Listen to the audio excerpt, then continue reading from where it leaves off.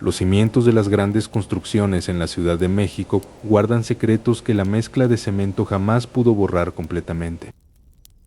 Entre todos los trabajadores de aquella inmensa torre en obra negra, destacaba un joven alegre conocido por todos como el Tuerto. Él se encargaba de cargar los pesados bultos de arena y de silbar una melodía pegajosa que contagiaba de energía a toda la cuadrilla.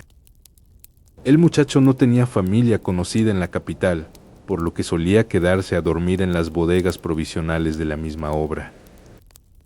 El maestro albañil apreciaba mucho su disposición, pues el Tuerto nunca se quejaba de las jornadas dobles ni del frío nocturno. Una tarde de octubre los ingenieros anunciaron que el colado de las columnas principales se realizaría a la medianoche sin interrupciones. El Tuerto estuvo ayudando a preparar la revolvedora gigante hasta que el sol se ocultó por completo tras las grúas. Alrededor de las 10 de la noche, un silencio extraño cayó sobre la sección norte de la excavación profunda. Uno de los veladores del lugar aseguró haber visto al muchacho caminar hacia el foso de cimentación con una linterna rota. Cuando sonó el silbato que indicaba el inicio del vaciado masivo, el maestro albañil buscó al joven por todas partes. Su carretilla personal estaba abandonada justo al borde del enorme pozo donde los camiones ya preparaban la descarga. Los ingenieros presionaron violentamente para iniciar el proceso, argumentando que cada minuto de retraso costaba miles de pesos.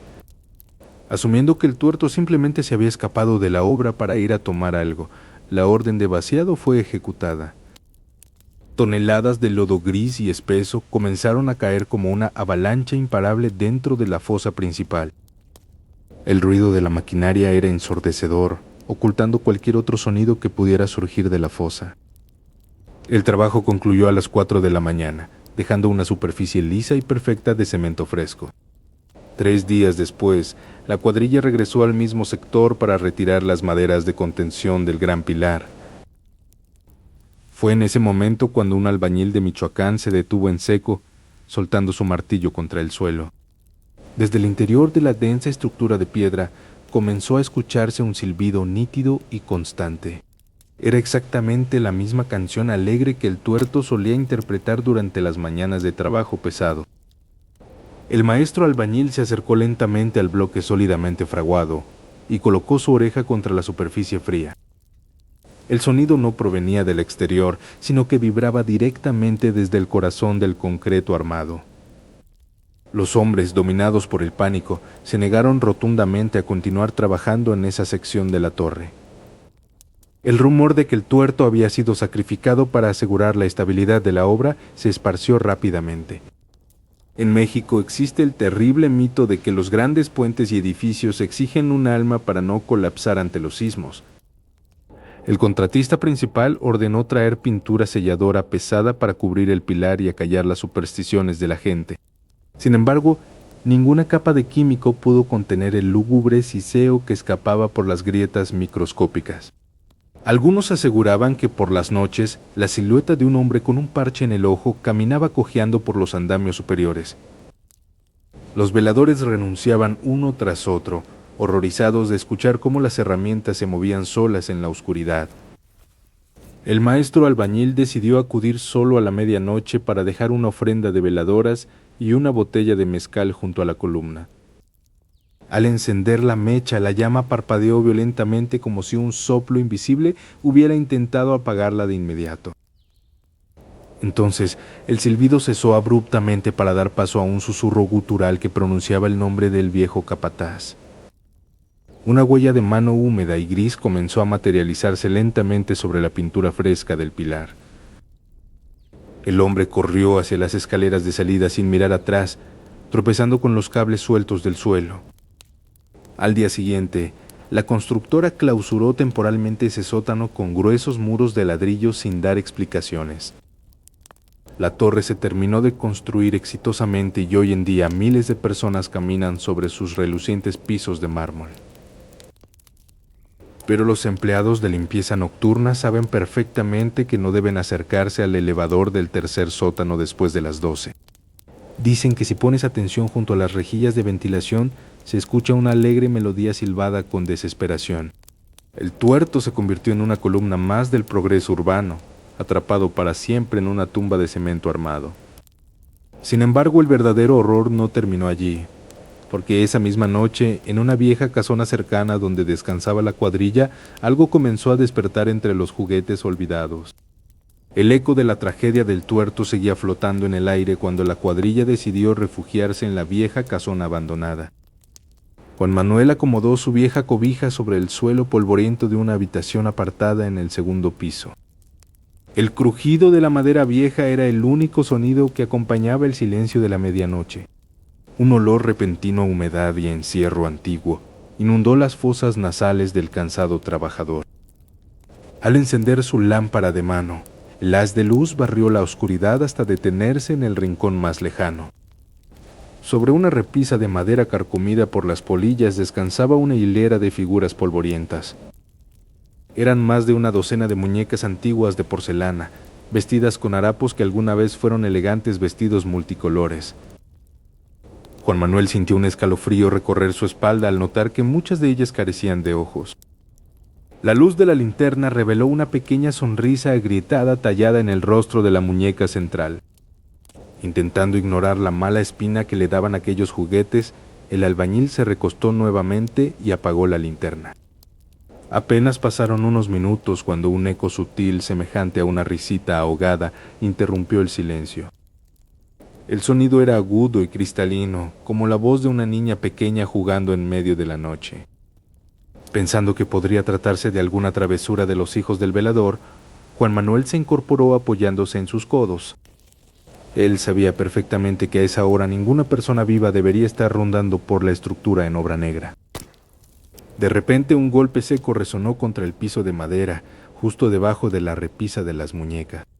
Con dedos temblorosos, el hombre presionó el interruptor de su linterna para iluminar la zona del ruido. En el suelo, boca arriba y con las piernas torcidas en un ángulo imposible, yacía la muñeca de la sonrisa agrietada. La repisa de madera seguía intacta, pero el espacio central donde antes estaba el juguete ahora se veía vacío. No había corrientes de aire en la habitación cerrada que pudieran haber provocado la caída del objeto. Mientras Juan Manuel observaba el juguete en el suelo, juró ver cómo los párpados de porcelana se abrían lentamente. Un sonido de canicas rodando en el techo comenzó a sonar justo encima de su cabeza de forma rítmica. El albañil se puso de pie rápidamente, sintiendo que el aire de la habitación se volvía sumamente espeso y helado. Al mover el haz de luz de nuevo hacia la repisa, notó que todas las cabezas de las muñecas se habían ladeado. Sus rostros inexpresivos apuntaban ahora directamente hacia la posición exacta donde él se encontraba parado. «¡Ya dejen de estar jugando!», gritó Juan Manuel con una mezcla de furia y miedo absoluto para darse valor. Como única respuesta, una serie de risas infantiles estalló al unísono desde distintos puntos del cuarto. El hombre corrió hacia la puerta de salida, extendiendo la mano para accionar la vieja cerradura de metal. Sin importar cuánta fuerza aplicara con sus brazos curtidos, el cerrojo se sentía completamente soldado a la estructura. Detrás de él, el crujido sutil del plástico viejo y la tela sucia frotándose contra la madera volvió a sonar.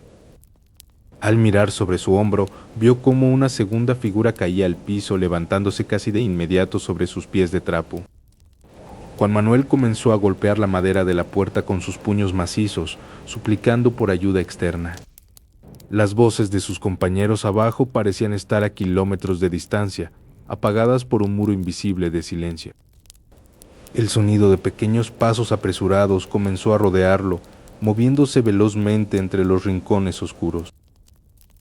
La linterna comenzó a parpadear con violencia, amenazando con dejarlo en la más absoluta penumbra. En cada destello de luz, las muñecas parecían avanzar unos centímetros más hacia el aterrorizado albañil.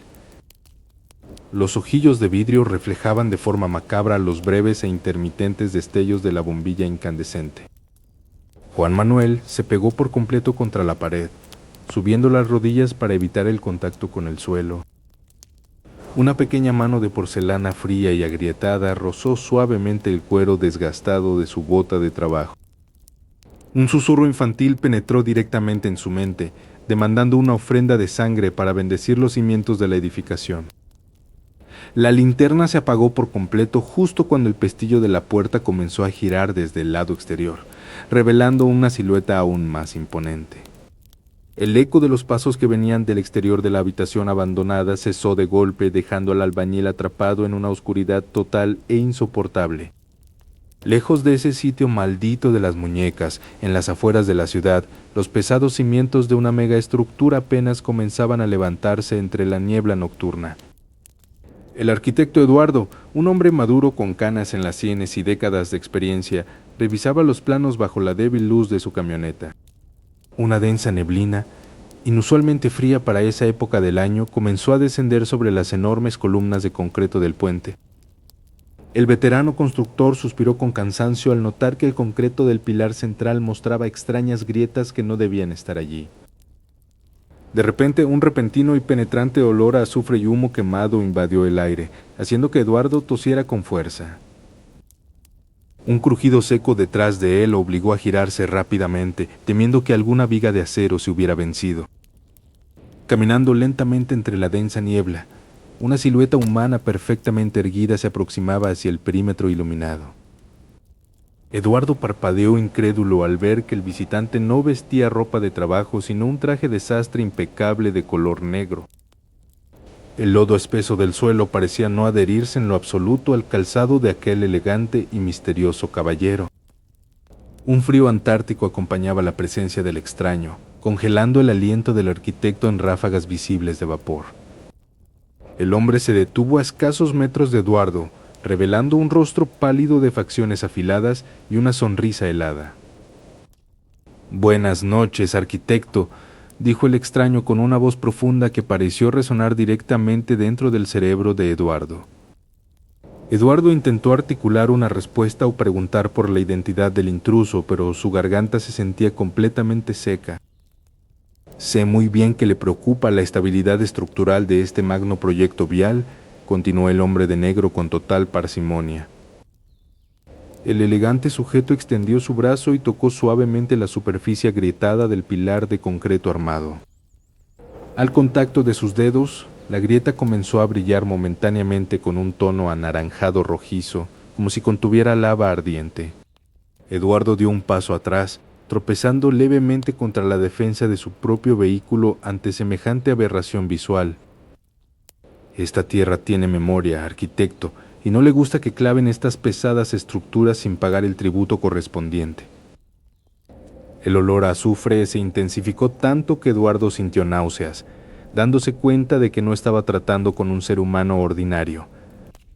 El extraño sacó del bolsillo interior de su saco un antiguo pergamino amarillento repleto de extrañas inscripciones y nombres tachados. «Si quieres que este puente permanezca de pie por 100 años, requiero que 2 de tus obreros queden sepultados vivos en el colado de mañana». «Estás loco, eso es un asesinato. Yo jamás permitiría una atrocidad semejante en mi obra», exclamó Eduardo recuperando el habla. El hombre de traje negro no se inmutó ante los gritos del constructor, limitándose a soltar una risa baja y helada. «Si no accedes voluntariamente, el concreto cederá, el puente caerá y las muertes no serán 2, sino docenas cuando colapse sobre el río». Eduardo miró hacia el pilar central y vio con horror cómo las grietas se ensanchaban visiblemente, soltando pequeños trozos de cascajo. Pensó en sus hombres, en los humildes albañiles que trabajaban a marchas forzadas bajo el sol para llevar sustento a sus hogares. «¿Por qué me pides esto a mí?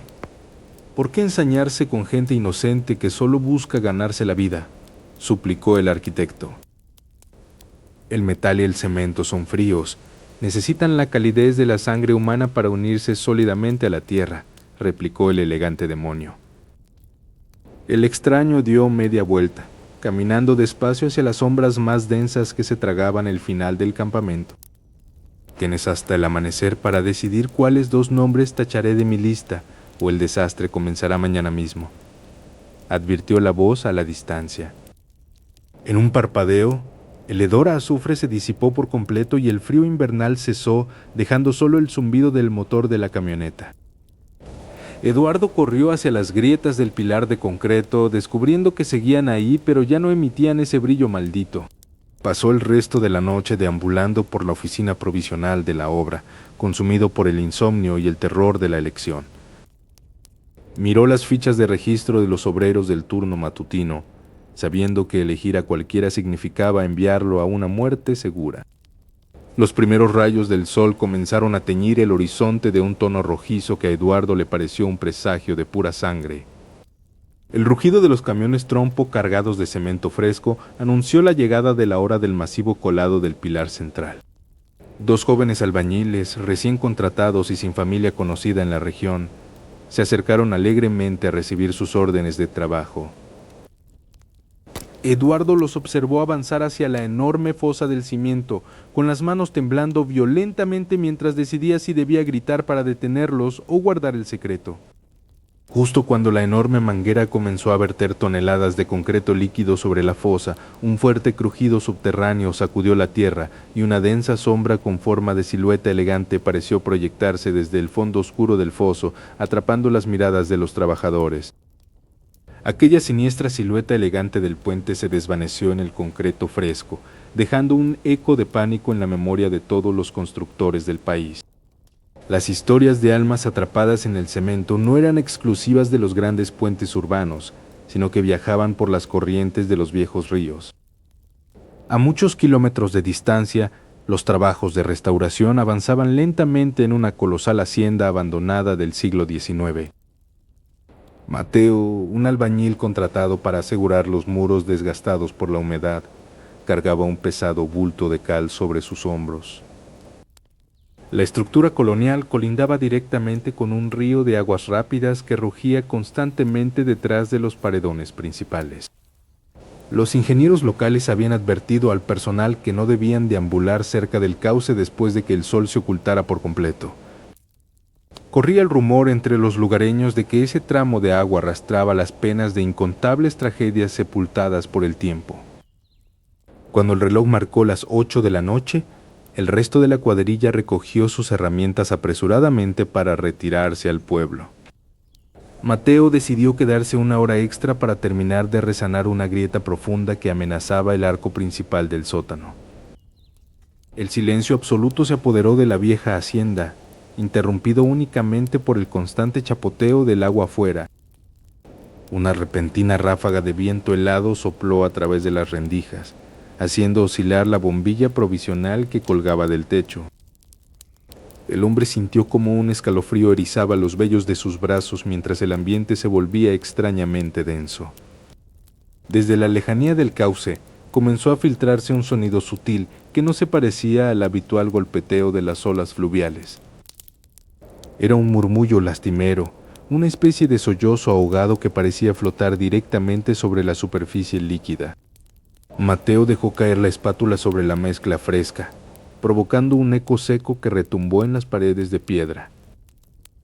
Aguzó el oído, tratando de convencerse de que aquel lamento extranjero no era más que el silbido del viento entre las ramas. Sin embargo, el llanto aumentó de intensidad, transformándose en una melodía fúnebre que helaba la sangre de cualquiera. Llevado por una mezcla incontrolable de curiosidad y temor, el obrero caminó lentamente hacia la salida trasera del recinto. Cada paso que daba sobre los viejos tablones crujía como si la casa misma estuviera gimiendo bajo su propio peso. Al cruzar el umbral del patio posterior, una densa neblina blanca le impidió ver más allá de unos pocos metros. El llanto ahora sonaba desgarrador, una vibración cargada de un dolor tan antiguo como la misma conquista de estas tierras. Mateo avanzó hacia el borde del camino de herradura, agarrándose de una barra de metal corrugado clavada en el suelo. La neblina pareció abrirse lentamente sobre la corriente, revelando un bulto pálido que levitaba sobre el agua de manera imposible. En medio del río flotaba una mujer vestida con un atuendo colonial de encaje blanco que goteaba agua constantemente. El rostro del espectro estaba cubierto por un velo translúcido, pero detrás del tejido se adivinaba una oscuridad absoluta sin facciones humanas. Mateo quiso gritar, pero su garganta se cerró por completo y sus piernas se clavaron al suelo como si se hubieran transformado en piedra. La aparición alzó sus largos y huesudos brazos hacia el cielo, rasgando el aire nocturno con un alarido prolongado. ¡Ay, mis hijos! Resonó en los rincones más profundos de la hacienda, quebrando los vidrios que aún quedaban intactos en las ventanas. La fuerza sónica del grito empujó a Mateo hacia atrás, haciéndolo caer de espaldas sobre el lodo pastoso. Desde el suelo, el obrero observó con horror cómo la entidad comenzaba a deslizarse velozmente sobre el agua directamente hacia él. Las manos de la mujer, desprovistas de piel sana y mostrando garras ennegrecidas, se extendían con la clara intención de arrastrarlo al fondo. Mateo reaccionó por instinto, pataleando con fuerza en el lodo para alejarse de la orilla antes de que el espectro tocara tierra. Justo cuando la aparición alcanzó la orilla, el agua bendita que Mateo llevaba en un pequeño amuleto en su cuello comenzó a calentarse intensamente. La llorona se detuvo en seco al borde del lodo, emitiendo un silbido de furia contenida al no poder avanzar más allá del límite fluvial. Aprovechando ese milagroso segundo de vacilación, el trabajador se puso de pie y corrió desesperadamente hacia el interior de la estructura. Cerró de golpe la pesada puerta de madera colonial y pasó los cerrojos de hierro con manos temblorosas que apenas atinaban al metal. Afuera, los lamentos no cesaron, sino que comenzaron a dar vueltas alrededor de los altos muros exteriores de la propiedad. Mateo se sentó en el suelo, abrazando sus rodillas mientras tapaba sus oídos con fuerza para bloquear los desgarradores alaridos. La tormenta de dolor espiritual pareció durar horas, desgastando la cordura del humilde constructor hasta el amanecer. Al día siguiente, Mateo renunció a la obra de inmediato, jurando jamás volver a aceptar un trabajo cerca de aguas antiguas. Sin embargo, el terror de la construcción rural no terminaba en esa vieja hacienda abandonada por la fortuna. Más hacia el sur, en las profundidades de la Sierra de Oaxaca, otro grupo de constructores estaba por enfrentar su propio calvario. Un equipo integrado por 8 experimentados albañiles había comenzado a levantar una clínica comunitaria cerca de otro caudal peligroso. Durante la primera noche de colado en las alturas de la estructura, los hombres escucharon algo que los hizo detener las máquinas. No eran llantos de una madre buscando a sus hijos, sino el repicar violento de unos tacones invisibles bajando a toda velocidad por las escaleras frescas de cemento. El eco de esos tacones invisibles golpeando el concreto fresco dejó a los hombres paralizados en medio de la oscuridad rural de Oaxaca. Nadie se atrevía a respirar mientras el sonido metálico resonaba contra las vigas expuestas de la enorme estructura en construcción. Los 8 constructores del turno nocturno se agruparon con fuerza alrededor de la única fogata improvisada del campamento. El viento soplaba con una fuerza inusual, arrastrando el olor a tierra mojada y a vegetación densa desde el río cercano. Este proyecto arquitectónico buscaba conectar un tramo carretero aislado, pero la naturaleza parecía rechazar la intrusión humana. Don Tomás, el maestro de obras más viejo del grupo, arrojó un leño al fuego con manos temblorosas. Él sabía perfectamente que las tierras oaxaqueñas guardaban secretos ancestrales que cobraban facturas muy altas a los vivos. Los minutos pasaron lentamente y el silencio sepulcral de la sierra volvió a devorarlo todo temporalmente. De repente, un lamento lejano brotó de las profundidades del río, quebrando la paz de los trabajadores. No era un quejido ordinario, sino la voz ronca y agónica de algo que parecía sufrir eternamente bajo el agua. Mateo, el albañil más joven del grupo, se levantó bruscamente sosteniendo una varilla afilada como defensa. Sus ojos buscaban desesperadamente alguna silueta entre los matorrales que rodeaban la orilla pedregosa. El llanto espectral se transformó súbitamente en una risa burlona que rebotaba en los cerros circundantes. «Apaguen las linternas y quédense quietos si quieren ver el amanecer», ordenó don Tomás en un susurro áspero.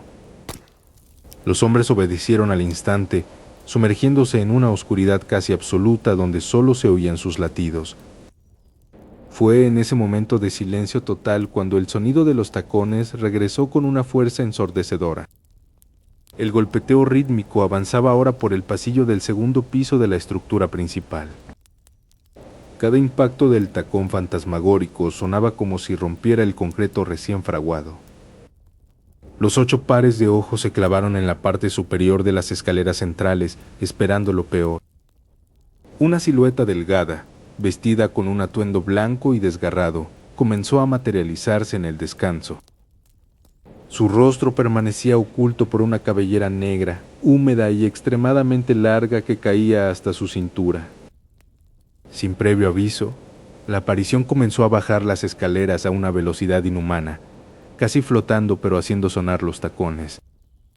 «Corran hacia las camionetas, no miren atrás por nada del mundo», gritó uno de los albañiles que perdió los nervios. El pánico colectivo estalló y los 8 hombres se dispersaron en la negrura de la noche oaxaqueña. Mateo tropezó con unos bultos de cemento cayendo pesadamente sobre la grava afilada. Detrás de él, el sonido de los tacones se detuvo justo donde él acababa de caer. Un aire helado, con un fuerte olor a lodo podrido de río, golpeó el rostro del muchacho indefenso. Don Tomás regresó valientemente arrastrando a Mateo por el chaleco para salvarlo de la aparición. Ambos se refugiaron en una pequeña bodega de herramientas que afortunadamente tenía una puerta de metal. Afuera, el resto de los trabajadores logró encender una de las camionetas de la empresa. El vestido blanco estaba completamente manchado de sangre fresca y sus pies no tocaban realmente el suelo. Con un chillido ensordecor que rompió los vidrios de la maquinaria, la entidad se desvaneció hacia el río. El silencio regresó, pero dejó a los 8 constructores marcados por el horror psicológico para siempre. Al amanecer, los hombres descubrieron huellas extrañas grabadas profundamente en el cemento seco. Ninguno de ellos volvió a trabajar en ese turno nocturno, abandonando la obra de inmediato. Don Tomás confesó semanas después que el espíritu buscaba algo específico que yacía enterrado allí. Según los viejos del pueblo, las grandes obras siempre despiertan a las almas atrapadas bajo la tierra. Los rumores se extendieron rápidamente por todo el estado de Oaxaca, alertando a otros ingenieros. Sin embargo, los pactos de sangre en las construcciones mexicanas no eran exclusivos de las zonas rurales. Las leyendas más oscuras apuntaban hacia el corazón mismo del país, donde las estructuras necesitaban cimientos infinitamente más crueles. Mateo decidió buscar respuestas viajando hacia la capital, donde se planeaban las megaobras del siglo. En su camino, conoció a un viejo soldador que había trabajado en las cimentaciones profundas de la gran urbe. Este hombre le confesó entre susurros que su propio padre había sido víctima de una trampa mortal en un andamio flotante. Lo más extraño de aquella historia no fue la caída mortal, sino el engaño visual que todos los testigos presenciaron esa misma tarde. El cuerpo nunca tocó el suelo, abriendo un abismo de dudas sobre qué tipo de fuerzas reclamaban las vidas de los obreros. La mente humana guarda secretos oscuros que a veces se confunden con los misterios enterrados en el cemento frío de las grandes edificaciones. Aquella noche en Oaxaca dejó una marca imborrable en quienes escucharon los lamentos, pero hay recuerdos infantiles que son aún más aterradores. Yo era apenas un niño de 9 años cuando acompañaba a mi padre a las grandes obras donde trabajaba como maestro albañil. Él era un hombre fuerte y respetado por todos los trabajadores del sindicato debido a su destreza en las alturas. Aquel caluroso sábado por la tarde, la jornada laboral estaba a punto de terminar y el ambiente se sentía inusualmente tranquilo. Los albañiles recogían sus herramientas de mano y limpiaban las palas con trozos de costales de rafia vieja. Sin embargo, mi padre debió subir a la parte más alta de la estructura para revisar unos tensores del andamio principal. Yo me quedé sentado sobre un bulto de cal seco, observando su figura recortada contra el cielo crepuscular. Un viento helado y repentino sopló con fuerza a través de los huecos de las ventanas sin terminar. La estructura metálica del andamio comenzó a crujir de una manera extraña que helaba la sangre. Levanté la mirada justo cuando un fuerte golpe metálico resonó en todo el lugar desierto. Vi con horror absoluto cómo la tabla de madera donde mi padre estaba apoyado se partía por la mitad. El cuerpo de mi padre perdió el equilibrio inmediatamente, agitando los brazos con desesperación en el vacío. Un grito ahogado escapó de mi garganta mientras veía su silueta descender a gran velocidad desde el 5.º piso.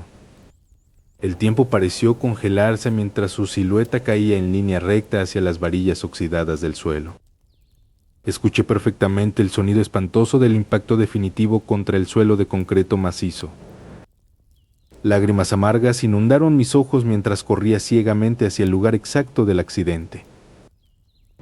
Tropecé con unos cables sueltos, pero me levanté rápido ignorando el dolor en mis rodillas infantiles. El silencio que inundó la obra después del golpe fue denso, pesado y completamente antinatural. Al llegar al punto del impacto, me detuve en seco porque mis ojos no podían procesar la escena. El suelo de concreto estaba completamente limpio y vacío, sin rastro alguno de un cuerpo humano. Busqué desesperadamente manchas de sangre o alguna señal de la caída, pero todo lucía intacto. De repente escuché una voz familiar que me llamaba tranquilamente desde la parte superior de la obra. Al mirar hacia arriba, vi a mi padre de pie sobre el mismo andamio, completamente ileso. Él me sonreía con naturalidad mientras se limpiaba el polvo de las manos con un trapo viejo. La tabla de madera que juraba haber visto romperse estaba completamente entera bajo sus pies. El corazón me latía con violencia mientras intentaba comprender cómo era posible semejante engaño visual. Bajó de la estructura unos minutos después, caminando con paso firme y el paso tranquilo de siempre.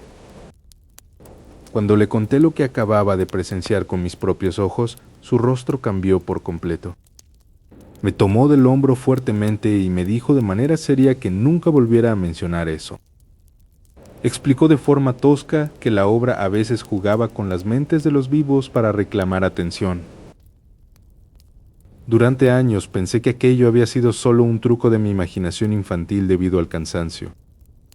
Sin embargo, al crecer me convertí en ingeniero civil y regresé a trabajar en proyectos similares. Comencé a escuchar historias idénticas contadas por albañiles veteranos en diferentes partes del país. Todos coincidían en que las megaobras generan ilusiones ópticas trágicas antes de que ocurra una desgracia real. Es como si el cemento y las varillas proyectaran el deseo de sangre que exige la tierra removida. El falso accidente de mi padre fue una advertencia macabra que la construcción le envió aquel día. 3 semanas después de ese engaño, otro albañil cayó exactamente desde esa misma altura sobre el suelo. Aquel hombre no corrió con la misma suerte de mi padre y su cuerpo consolidó la estructura para siempre. Fue entonces cuando comprendí que las leyendas urbanas sobre sacrificios en la arquitectura mexicana eran reales. Los mitos más densos no pertenecen a pequeñas obras, sino a los monumentos más icónicos de nuestra nación.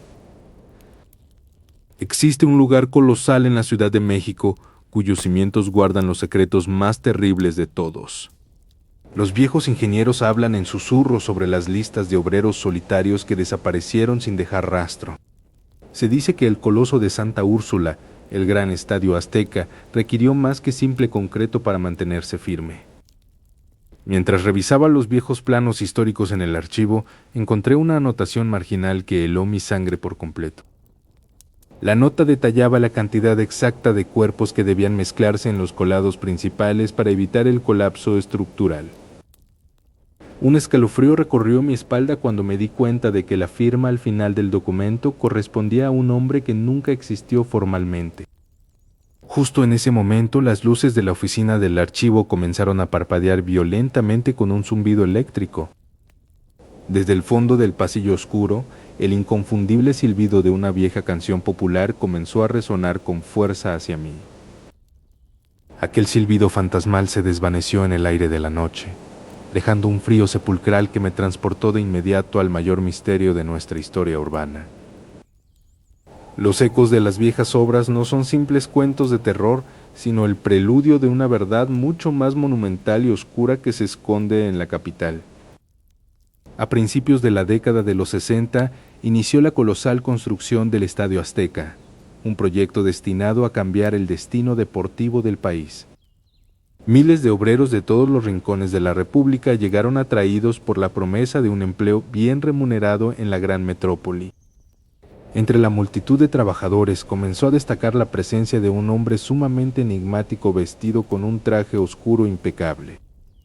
Este individuo no portaba casco ni herramientas, sino una libreta vieja de cuero donde anotaba minuciosamente ciertos nombres. Los capataces notaron pronto que este contratista misterioso solo buscaba a hombres que estuvieran completamente solos en el mundo. El extraño preguntaba con disimulo si tenían familia en la ciudad, si alguien esperaba su regreso a casa o si escribían a sus pueblos natales. Cuando confirmaba que un peón carecía por completo de lazos familiares, una marca sutil aparecía junto a su nombre en la lista negra. Durante los turnos nocturnos más intensos, esos mismos obreros seleccionados eran enviados sospechosamente a las zonas de colado más profundas. Varios testigos afirmaron ver cómo algunos de estos hombres caían repentinamente al vacío tras recibir empujones inexplicables desde las sombras. En lugar de detener la maquinaria para rescatar a las víctimas, los encargados ordenaban de inmediato verter toneladas de concreto fresco. Los gritos desgarradores de los desafortunados eran ahogados rápidamente por el ensordecedor rugido de los camiones mezcladores. Un viejo velador que sobrevivió a aquella época relató que el concreto parecía devorar la carne humana con una velocidad sobrenatural. La creencia popular afirmaba fuertemente que las megaestructuras modernas necesitaban almas atrapadas para sostener su inmenso peso ante los terremotos. El pacto de sangre garantizaba que el coloso de cemento jamás se derrumbaría, consolidándose sobre un cimiento de sacrificios ocultos. Con el paso de los meses, las misteriosas desapariciones de los obreros solitarios comenzaron a generar un ambiente de pánico silencioso. Las pertenencias abandonadas de los ausentes quedaban intactas en los campamentos improvisados, cobrando polvo sin que nadie las reclamara. Los albañiles que trabajaban de madrugada empezaron a escuchar lamentos sordos que provenían directamente del interior de los muros recién secados. Era el llanto desesperado de las almas sepultadas, cuyos cuerpos se habían convertido para siempre en parte de la gran obra. Décadas después del silbato final de la construcción, las remodelaciones modernas sacaron a la luz las pruebas físicas de esta pesadilla. Durante unas excavaciones de mantenimiento en los túneles inferiores, los taladros golpearon una cavidad inusual que reveló restos óseos antiguos. Fragmentos de ropa de trabajo y botas industriales de los años 60 aparecieron fusionados de manera grotesca con el material endurecido. El hallazgo fue silenciado rápidamente por las autoridades encargadas del recinto para evitar un escándalo que paralizara las actividades comerciales. Sin embargo, los guardias de seguridad que patrullan el coloso vacío por las noches saben perfectamente que los muertos siguen ahí. Se dice que cuando las luces se apagan por completo, sombras con cascos desgastados caminan lentamente por los pasillos subterráneos. Esas apariciones no buscan hacer daño, sino encontrar desesperadamente una salida de la prisión de piedra que los mantiene cautivos. Este tenebroso relato cierra de forma definitiva el ciclo de sacrificios de sangre que dio origen a las estructuras más grandes de nuestra nación. Los mitos del tuerto, los lamentos del río y los hombres atrapados en el cemento encuentran aquí su trágico punto de convergencia. Cada gran obra de ingeniería lleva consigo una historia invisible escrita por las manos de quienes derramaron su sudor y su vida. Al revelar estas verdades ocultas, otorgamos finalmente un reconocimiento sincero a las almas que quedaron atrapadas en los cimientos. El silencio absoluto se apodera ahora de los pasillos, marcando el final de los oscuros pactos que exigieron tributos humanos. La libreta de cuero del hombre del traje oscuro se ha cerrado para siempre, borrando los nombres de los desamparados. La gran estructura se mantiene firme y gloriosa ante el mundo, inmune al paso implacable del tiempo y de los desastres. Pero debajo de los vítores de millones de fanáticos, latirá perpetuamente el recuerdo reprimido de aquellos obreros olvidados. Los misterios de la construcción en México quedan resueltos en esta crónica, donde la realidad superó con creces a la fantasía. Los espíritus de la varilla y el cemento por fin descansan en paz, habiendo compartido sus testimonios con el mundo exterior. Cuando camines junto a una gran edificación por la noche, escucha con atención los ruidos que emanan de sus estructuras. No es solo el viento filtrándose por las rendijas, sino el eco eterno de los hombres que edificaron nuestra historia con su propia sangre. La colosal obra ha concluido de manera definitiva, sellando para siempre los secretos más oscuros que el cemento se encargó de resguardar.